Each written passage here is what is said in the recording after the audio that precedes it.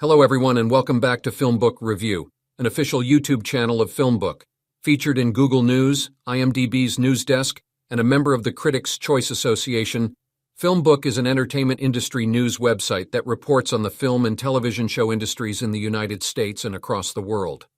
Today on FilmBook Review, I will be reviewing the 2023 film Insidious, The Red Door.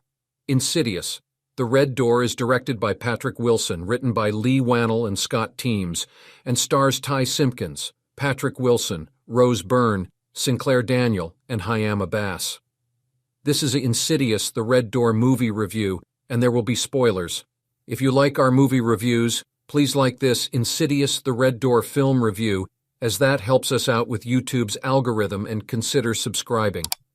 Once subscribed, click the bell notification box and you are all set.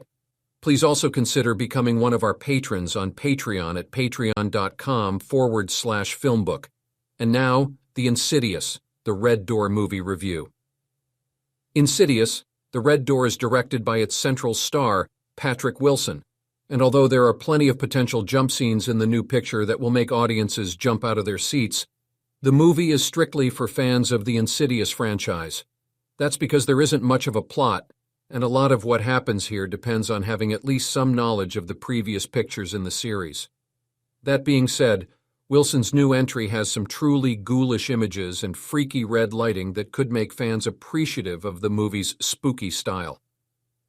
This film begins with the story of how Wilson's character, Josh Lambert, tries to bond with his college-bound son, Dalton, after a family tragedy ensues that involves the loss of a loved one.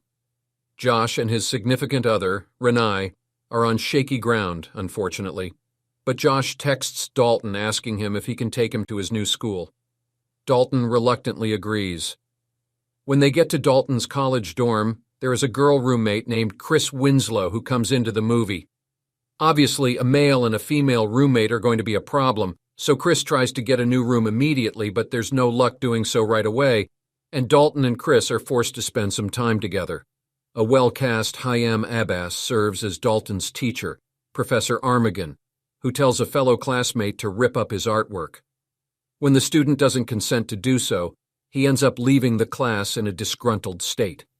Dalton bravely rips his artwork up, suggesting he may have what it takes to get through the difficult course and differentiate himself from everyone else in the class.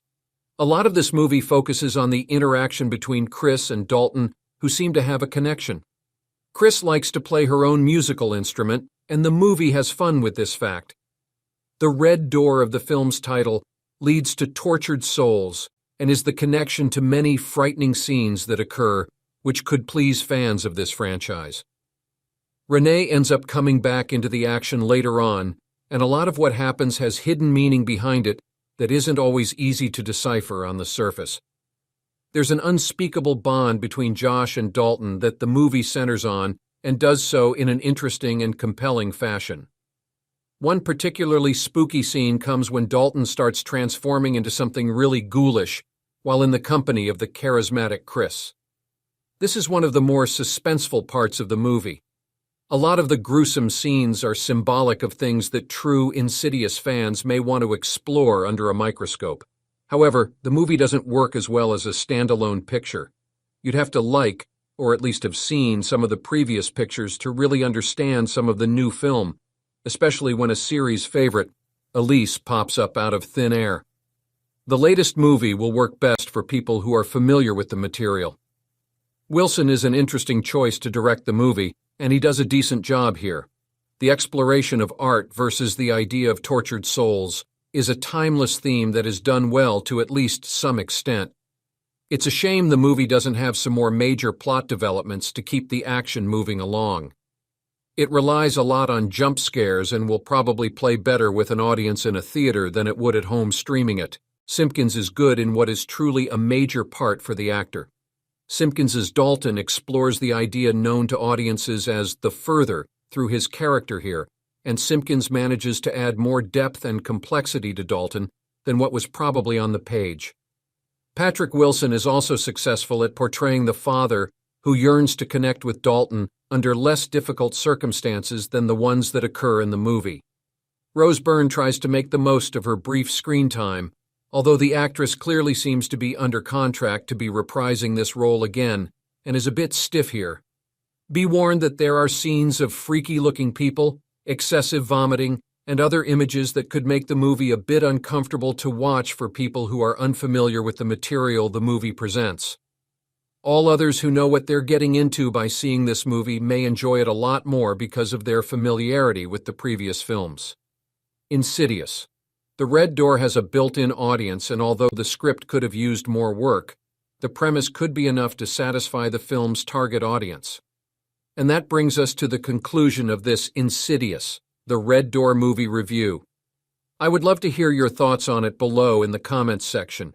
If you liked what you heard during this review, please like this video and subscribe to this channel. Please also visit and subscribe to our podcast channel at FilmBook Podcast and our trailer and reaction channel at FilmBook Trailers. If you would like to get FilmBook's articles delivered to your inbox, sign up for our daily newsletter in the description at film-book.com. Thank you for viewing, and you can watch one of these reviews next.